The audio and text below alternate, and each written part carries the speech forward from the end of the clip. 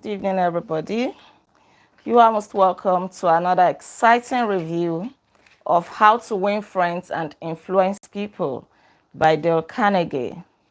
Zina, you're welcome. Welcome, everyone. All right, so today we're starting another part 4, and this is chapter 1 of part 4. Part 4 says, be a leader, how to change people without offense or arousing sentiment. You really want to change somebody. What the person is doing is not okay with you, but there is a way you can do it without making the person feel offended and without creating any form of resentment or enmity. Now, chapter 1 is this. If you must find fault, this is the way to begin. You have found fault in somebody. How do you point it out to this person that, oh, there is fault in what you have done, I don't like what you have done, and things like that? Let us take a cue from a former president of the US, right? During his administration, talking in, you shut. Oh my God, sorry. Whew. Talking in person of Calvin Coolidge, during his administration, there was a time that they had a function at the White House, and the president said to his secretary, he gave her a compliment. He said, that's a very pretty dress you are wearing this morning, and you are a very attractive young woman. The woman looked at the president in confusion, like, thank you, Shell. Like, are you serious? Because that sounded very strange to her. Maybe the president was not in the habit of giving such compliments. And before she could come out of her confusion, the president was like, now, don't get stuck up. I just said that to make you feel good. From now on, I wish you would be a little more careful with your punctuation. So that was to tell her that, see, I'm not so cool with your punctuation. Right. But what happened? He first of all softened the ground. He first of all said something nice. And while the woman was still in the euphoria of that, you know, the excitement, the blushing and all of that, the president dropped the bombshell. That is the way to go. So his method was probably a bit obvious, but the psychology was superb. So it is always easier to listen to unpleasant things after we have heard some praise of our good points. There is something called the sandwich approach. You want to say something unpalatable to somebody, you know that it might get them embarrassed, they may be hurt, you know, they may feel offended. So you don't go straight to the point. Even if you're a blunt person like me, you don't go straight to the point. You first of all soften the ground. So the sandwich approach says, praise, criticism, praise. So praise the person first and foremost. Say good things about the person or what the person has done. Pinpoint that. If it is not obvious, look for it. What is something good about this person or what this person has done? Put that forward.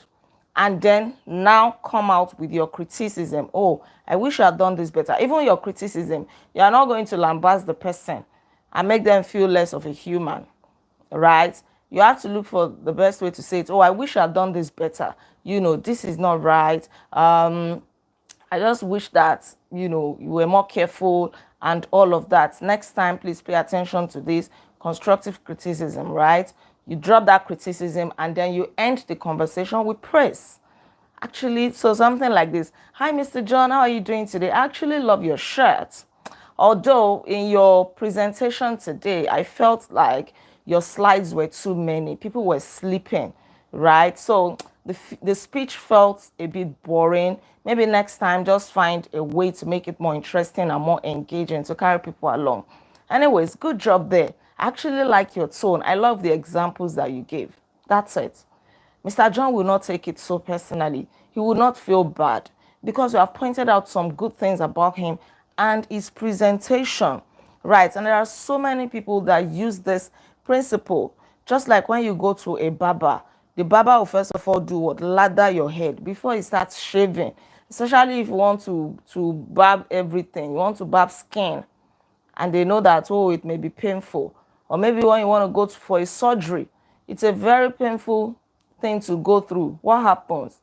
They first of all sedate you, give you some anesthetics to numb the pain so that the operation will go well. And then when you wake up, when that wears off, you now start feeling the pain you get, but at least they have given you a soft landing. Right. Even a former president of the US, I think US presidents, the former ones, they seem to be good with so many principles, right? Back in 1896, McKinley was the president of the, no, he actually wanted to run for presidency in the US, and one of the prominent members of the Republican Party had written a campaign speech, but the president, or the prospective president, was not too cool. Was not too cool with this speech, right? But he could see the enthusiasm of the man who had written the speech, you know, his excitement to read the speech and everything. So the president did not want to dwindle that. He didn't want to drown out. How do you bring somebody from a high point of excitement all the way down to the ground? You slam the person on the ground, right? You have to appreciate their work first. You have to appreciate people's efforts first. No matter how bad what they have done is, appreciate the spirits behind what they have done, right? Before you even correct them, before you lambast them. So he didn't want to hurt this man's feeling. So he did it in a very diplomatic way. He first of all told him that his speech was very fantastic. It was splendid. It was magnificent. He used all those big grammars. And he said no one could have prepared a better one. Right. And then he now went on to the main point that although this kind of speech will fit into some occasions, but in the case of this, our party campaign, it's really not suitable. Now, I'm going to give you what you're going to say. I'm going to, help you. Just go back home and rewrite this speech in line with what I am going to tell you. And he actually picked a pencil and a paper and he wrote, technically, like he helped this man to rewrite the speech. The man was happier. It was better. So this is another lesson. Even when you want to point out people's faults, are you also willing to give them help, to offer solution? Or you just condemn? Okay, now offer help. They've not done it right. How do you want to help them? That is another thing that you have to look at. Right. Abraham Lincoln wrote the famous second letter to a general who was losing war so badly, was losing the war so badly during the period of the Civil War, the darkest period of the Civil War, back in around 1863. It was the second famous letter that he ever wrote. The first or the most famous letter that Abraham Lincoln wrote was to Mrs. Bixby, expressing his sorrow for the death of her 5 sons that she had lost in battle. Now, this was the second famous to this general. He wanted to remove the general because the general was losing battle. Everybody was just scared. Everybody was appalled. Things were going wrong. Even the president, Abraham Lincoln, felt like God was against them. And his party members or opponents were already saying they were going to remove him from the White House. He had lost hope. What was he going to do? He needed to replace this general, because the general had just been recording defeat upon defeat. Nothing was working. The soldiers were even fleeing. People were dying. Things were going wrong. How was he supposed to remove this man from heading the battle? He had to write a letter, and it was recorded that he penned down this letter in like 5 minutes and all of that. So as bad as the situation was, he still found something good to say about the general, because that was a tough moment. If you had removed the general like that, what if he fled up? What if something went from bad to worse and from worse to worst? So you had to find something. It was a terrible period for them. Terrible period for them. But he needed to change this man. So you had to find some good things to say about him, first of all. That is to say, no matter how bad a person is or how bad a situation is, if you look critically, there will still be some silver linings somewhere, right? And he did it. In fact, that letter was famous to the point that it was auctioned publicly in 1926 for $12,000. And it is recorded here that President Lincoln did not make that money. In fact, not anywhere near that money. during half a century of hard work. He did not make up to $12,000 in 50 years. Yet, this letter sold for $12,000. That amount. That is to tell you how famous that letter was. That was what kept him in power. People liked it. They praised him for that, you know. So maybe you are thinking, oh, you're not an American president, you're not a famous person and all of that. It can also work in business. And there is a very good example of a company here, a construction company. They have gotten this contract. It was the work company. They have gotten this contract to build this house. And then as they were going, and they had already said they would deliver this contract on a particular day. But somewhere along the line, when the contract was almost done, the project was almost completed, you know, one of the subcontractors that was supposed to supply them something, an ornamental bronze, just said that, oh, you couldn't deliver the goods at the appointed time. That means that the contract, the project will not be finished at the time that this contractor had promised. What were they going to do? This subcontractor would put the entire project on hold. There was no way they could continue. And everybody had used all the typical methods that they knew. Arguments, calls upon calls, threats, and all of that. Heated arguments, conversations that were heading nowhere. It just heated up the whole situation and messed it up the more until they called Mr. Gore. That Mr. Gore should come and go to the US and go and face this man in his lion's den or the bronze den, right? And then when Mr. Gore got there, smart guy, maybe he had read this book or he had attended Dale Carnegie's classes before then. When he got there and they introduced him to the man, he did not even say the reason why he came. He did not argue with him. He did not say anything. He started looking for positive things to say. He said to the man, that do you know that you are the only person in Brooklyn with this name, bearing this name? And the man said, well, I don't know. And he said, well, when I got to the train station, I was checking the address book, you know, for your phone number or your address and things like that.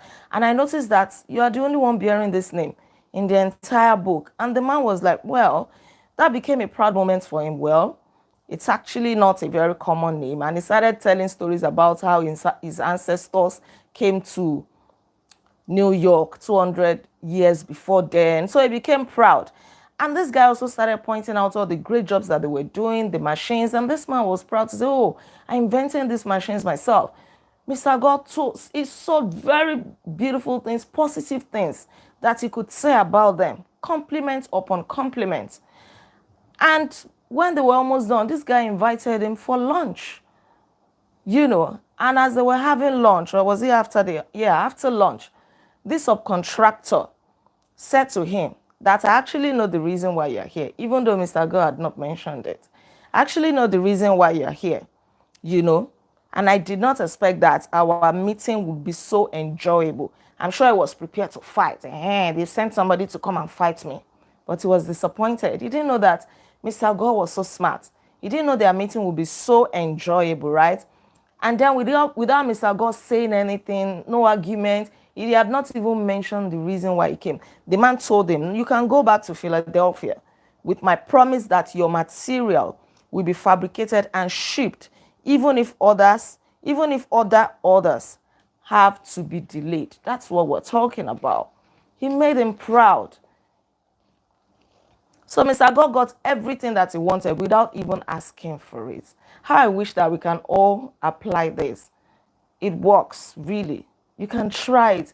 There's nobody that doesn't want to feel important. If you cast your mind back to the previous chapters that we have examined, it talks about making people feel important.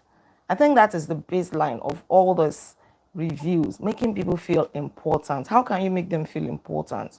How can you boost their ego? And at the end of the day, it's in your own favor. It's a win-win for everybody.